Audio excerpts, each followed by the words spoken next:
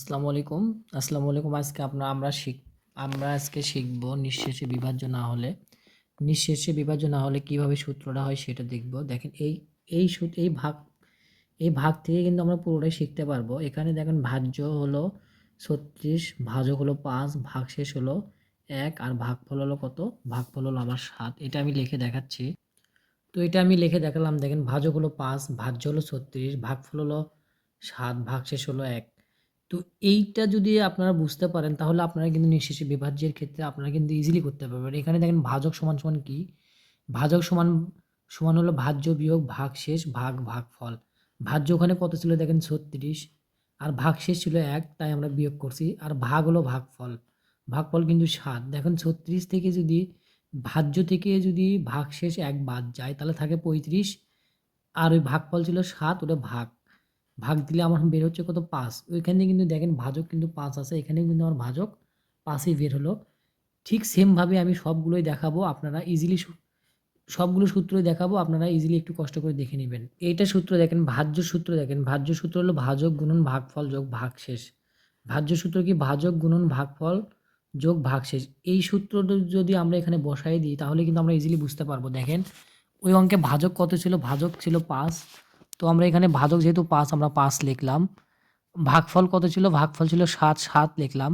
ভাগশেষ কত ছিল? ১, ১ আমরা যোগ করলাম।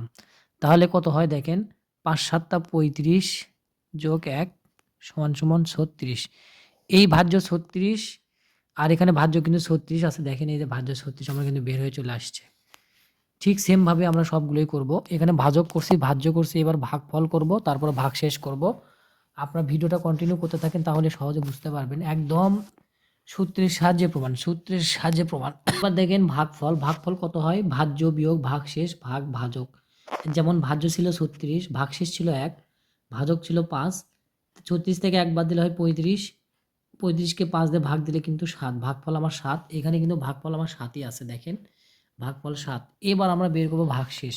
ভাগশেষটা বের করব। এই সূত্র জানলে এইটা যদি মনে রাখতে পারেন তাহলে আপনারা পুরো অঙ্কটাই করতে পারবেন। তো এবার আমরা দেখাবো ভাগশেষ। ভাগশেষটা দেখেন কন্টিনিউ করতে থাকেন। দেখেন ভাগশেষের সূত্র হলো ভাজ্য বিয়োগ ভাজক গুণন ভাগফল, ভাজ্য বিয়োগ ভাজক গুণন ভাগফল। এটা দেখেন আমি মান বসাইছি। ভাজ্য ছিল ৩৬, ৩৬ লিখলাম বিয়োগ। ভাজক ছিল ৭, ভাজক ছিল ৫, ভাগফল ছিল ৭। তো এখানে ভাজ্য ৩৬ ঠিকই থাকবে। ৫ আর ৭ গুণ করলে কত হয়? ৩৫। তার মানে ৩৬ থেকে ৩৫ বাদ দিলে কিন্তু ১, ভাগশেষ কিন্তু ১। এখানেও কিন্তু ভাগশেষ একই আছে দেখেন। এখানে কিন্তু ভাগশেষ একই আছে। আমার মনে হয় আপনারা অঙ্কটা ইজিলি বুঝতে পারছেন। এই অঙ্কটা একটু লেটে দিলাম, একটু ব্যস্ততার কারণে দিতে পারিনি। এর আগে দিছিলাম নিঃশেষে বিভাজ্য হলে আর এক্ষেত্রে নিঃশেষে বিভাজ্য না হলে। দুটো অঙ্ক সেম। আপনারা কন্টিনিউ করতে থাকবেন। আসসালামু আলাইকুম। সবাই ভালো থাকবেন।